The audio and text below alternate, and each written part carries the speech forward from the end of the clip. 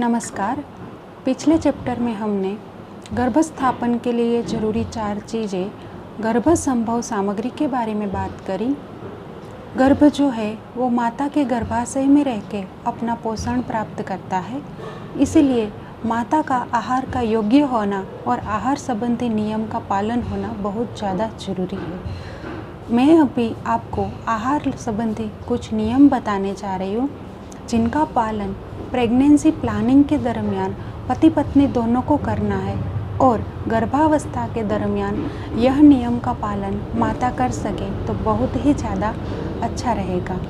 First of all, स्निग्धम अस्नियात। It means हमें घृत और तेल जिस खुराक में योग्य मात्रा में हो वैसा खाना खाना चाहिए। यह जो है हमारी जठराग्नि को प्रदीप्त करता है, हमारे शरीर को बलवान बनाता है, वायु की गति को योग्य करता है, जिससे हमें पाचन संबंधी बीमारियां नहीं होती और हम जो आहार खा रहे हैं उनका योग्य मात्रा में हम पोषण प्राप्त कर सकते हैं। आयुर्वेद के एक आचार्य ने स्निग्ध खाने का महत्व बताते हुए लिखा है, ऋणम कृत्वा घृतम पिबेत। इट मीन्स अगर हमें किसी से पैसा उधार लेके भी कुछ खाना खाना चाहिए तो वह है घी में स्पेसिफिक आयुर्वेद में गौ घृत का ज़्यादा ही महत्व रहता है। इट मीन्स गाय का घी खाने का, तो हमें स्निग्ध खाना खाना चाहिए। दूसरा जो है वो है उष्णम अस्नियात। इट मीन्स हमें गरम ताज़ा खाना खाना चाहिए। खाना बनाने के 4 से 6 घंटे तक में वो खाना खाना जाए तो बहुत ही अच्छा रहता है। गर्म खाना खाने से उसमें स्वाद बना रहता है और वह खाना आराम से पच जाता है। आजकल एक बहुत ही बुरी बात यह है कि माताएं और बहनें जो खाना है उनको बच जाता है, उसको फ्रीज़ में रख के दूसरे दिन उसको गर्म करके फिर उनका प्रयोग करती है, जिससे रोग प्रतिकारक शक्ति कम होती है। तो हमें ऐसे खाने का बिल्कुल प्रयोग नहीं करना चाहिए। तीसरा जो है वह है मात्रावत अस्नियात। इट मीन्स हमें अपने शरीर के अनुसार योग्य मात्रा में खाना खाना चाहिए। अब आपका क्वेश्चन यह रहेगा कि हम खाने की मात्रा कैसे डिसाइड करें, तो उसके लिए मैं यह समझाऊंगी कि अपने पेट को काल्पनिक रूप से 3 भाग में डिवाइड करें, जिसमें एक भाग में रोटी, चावल, खिचड़ी जैसे पदार्थ, दूसरे भाग में लिक्विड तरल पदार्थ जैसे लस्सी, दही, दाल इसको रखें। तीसरा जो भाग है वह हवा के लिए खाली छोड़ दें। आपने मात्रावत खाना खाया है, उसका डिसीज़न आप लोग कैसे लेंगे, तो उसके लिए है कि खाना खाने के बाद आप लोग हंसना, बैठना, उठना, चलना, सोना, ये सब सारी क्रियाएं जो है निर्विघ्न आराम से कर सके। दूसरा जो है, खाना खाने के बाद आपके पेट पे दबाव नहीं आना चाहिए, ना ही आपके हृदय की गति में परिवर्तन होना चाहिए। तो इस खाने को मात्रावत खाना कहते हैं। मात्रावत खाना खाने से आराम से पच जाता है और अपनी जो अग्नि है वो खराब नहीं होती। आयुर्वेद में कहा गया है कि रोगाः सर्वेपि मंदेग्नो। सारी जो रोग है उत्पत्ति का कारण मंद अग्नि। इट मीन्स अच्छे से खाना पचन न होना है। तो ऐसे रोग से बचने के लिए हमें खाना जो है वो योग्य प्रमाण में खाना चाहिए। चौथा जो है वह तन मना बुचित। इट मीन्स हमें खाना खाने में मन लगाकर खाना चाहिए। आजकल प्रचलन में हम देखते हैं कि जल्दी जल्दी में खाना खाया जाता है और वह खाना टीवी देखते हुए, कंप्यूटर चलाते हुए, लैपटॉप चलाते हुए, मोबाइल देखते देखते खाने की आदत होती है।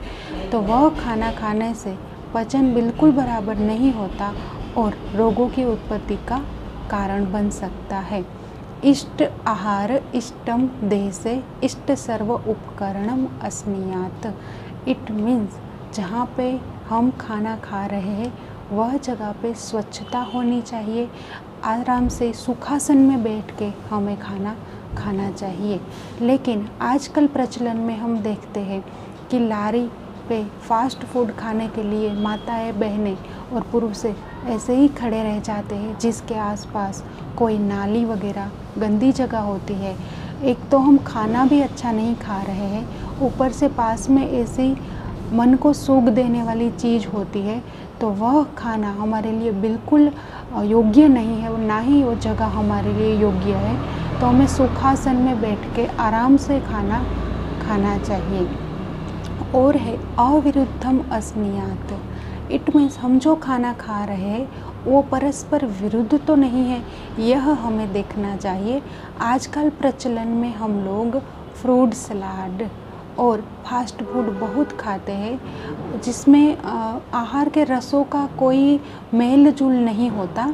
यह विरुद्ध आहार 18 प्रकार का है, जिसके लिए मैं आपको एक अलग से चैप्टर बनाऊंगी, जिसमें मैं आपको विरुद्ध आहार और क्या कितने प्रकार के विरुद्ध आहार है, हमें क्या क्या नहीं खाना चाहिए, उनसे होने वाले रोगों के बारे में अलग से बताऊंगी। न अति द्रुतम अस्नुयात न अति विलंबित। इट मीन्स हमें खाना ना बहुत जल्दी जल्दी खाना चाहिए, ना बहुत धीरे धीरे खाना चाहिए। अति जल्दी खाना खाने से एग्ज़ाम्पल के तौर पे मैं आपको बताती हूँ कि जैसे बारिश का पानी ज़मीन पे फटाफट जब बारिश आती है जल्दी से, तो उस टाइम जब बारिश का पानी होता है वो सीधा आगे बढ़ता जाता है, उसका ज़मीन में जो एब्जॉर्प्शन है वो योग्य मात्रा में नहीं होता। वैसे ही अगर हम बहुत ही जल्दी खाना खाएंगे तो हमारे मुख से जो खाने का पचन की प्रक्रिया है जो योग्य होनी चाहिए, हम जल्दी जल्दी खाना खाते हैं तो वो हमें लाभ नहीं मिल पाता और हमें आहार के पचन संबंधी विविध रोग और कॉन्स्टिपेशन की तकलीफ़ हो सकती है। अति धीरे धीरे खाना खाने से जो हम खाना प्लेट में लेके बैठे हैं वह खाना ठंडा हो जाता है और धीरे धीरे खाना खाने से हमें आहार के तृप्ति गुण का लाभ नहीं मिलता और हम ज़्यादा खाना खा जाता है, जो हमारे योग्य मात्रा से ज़्यादा खाना खाया जाता है। तो इसलिए हमें ना अति विलंबित ना अति द्रुतम, अति फास्ट खाना नहीं खाना चाहिए। आत्मन अभिसमीक्ष्य अस्नुयात। इट मीन्स हमें खाना जो है वह अपने आत्मन मीन्स अपने शरीर के अनुसार खाना खाना चाहिए। कई बार कोई लोगों को कोई खाना खाने से एलर्जी की तकलीफ़ होती है और कई बार कोई खाना खाने से उसको शरीर में रोग की उत्पत्ति होती है। अपने प्रकृति के अनुसार कई लोगों को मैदा, कई लोगों को दही, कई लोगों को बाहर का फास्ट फूड सूट नहीं करता। तो ऐसे अपने शरीर के और अपने प्रकृति के अनुसार अपने लिए जो लाभदायी है, हितकारी है, वही खाना खाना चाहिए। जो खाना हमें तंग करता है, हमारे शरीर को रोग उत्पत्ति करता है, वह खाना हमें नहीं खाना चाहिए। जीर्णम अस्नुयात। इट मीन्स हम जो खाना खा रहे हैं वह खाना एक बार पच जाए उसके बाद ही हमें दूसरा खाना खाना चाहिए। अगर हम ऐसा नहीं करते तो जो खाया हुआ है पहले उसका पका हुआ और अभी जो हम खाना खा रहे हैं उसका कच्चा और पक्का ऐसे रस मिल जाता है और वह बहुत सारे रोगों की उत्पत्ति का कारण बन जाता है। यह जो मैंने सारे आपको जो नियम है वो मैंने अभी आपके सामने रखे।